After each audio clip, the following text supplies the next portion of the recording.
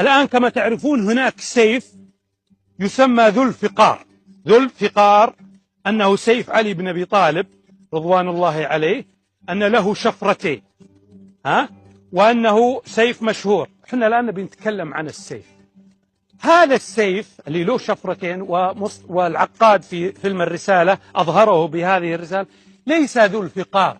الفقار هو السيف الذي له مشرشر، سطحه مشرشر، فقار زي فقرات العمود الفقري التابعة للبعير.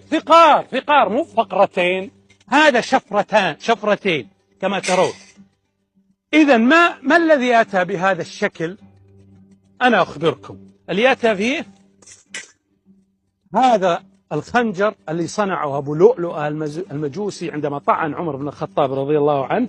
صنع خنجر